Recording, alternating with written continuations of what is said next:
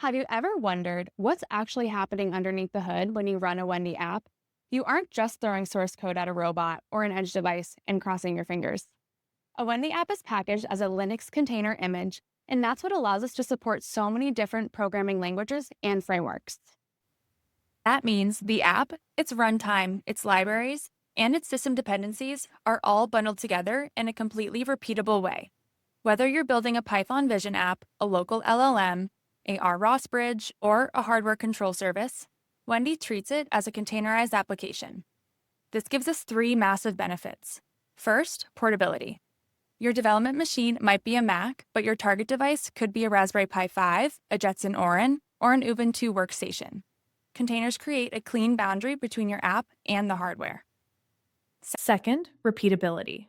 Does your app need OpenCV, PyTorch, or ROS packages? No worries. They just live inside the app image. That means no more manual dependency installation. Third, standardization. It gives Wendy a universal way to deploy, start, stop, and stream logs from any app. On your laptop, we use Docker Desktop. It is the easiest, most familiar way to build container images on Mac, Windows, and Linux. It gives you local builds, image caching, and that standard Dockerfile workflow you probably already know. When you type Wendy run, Wendy uses Docker Desktop to build the image, then sends it over to the device. But once it reaches the device, Docker Desktop's job is done. Docker Desktop is built for developer workstations. It has extra machinery for virtualization and desktop integration that we just don't want on a constrained edge device. Instead, WendyOS uses a lightweight, lower-level container runtime called Containered or Containerd. It's the exact same core technology Docker uses underneath, but stripped down to be fast, deterministic, and perfect for robotics. Your laptop builds the app, the device runs the app. It's that clean. Now, let's talk about wendy.json. This is your app manifest. You can think of it like the info.plist on iOS or an Android manifest. It tells Wendy what the app is, what port it exposes, and most importantly, what device permissions it needs. A normal web app might just need a network port, but an edge app, it might need access to USB devices, Bluetooth, GPIO pins, cameras, or the GPU.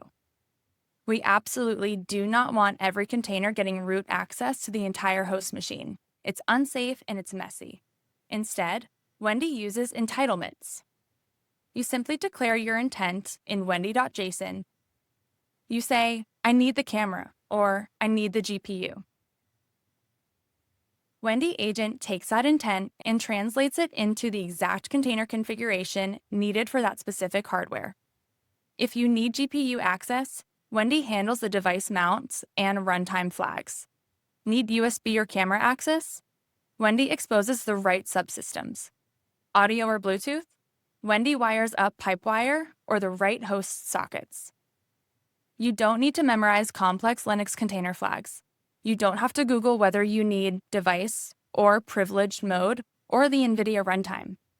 Wendy abstracts all of that away. The entitlement stays stable, and Wendy adapts to the hardware. Now for the magical part, speed. The first time you build a Wendy app, it might take a minute, but the second build, it's usually incredibly fast. That's because Wendy leans heavily on container layer caching.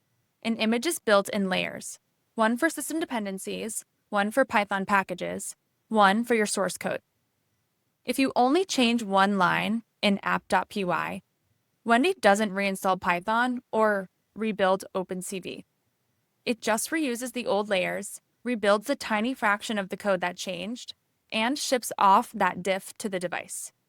That's why structuring your Dockerfile matters. Put your slow-changing dependencies at the top and your fast-changing source code at the bottom. And that is how Wendy makes edge deployment feel like modern mobile development. You write code on your laptop. You run one command. Wendy builds it, ships it, and runs it on the hardware. We're taking all of the messy parts of robotics deployment, hardware permissions, logs, networking, and rebuilds, and wrapping them in a seamless developer experience. Because building software for robots, drones, and AI devices shouldn't feel like manually assembling a Linux server every single time. It should just feel like building an app.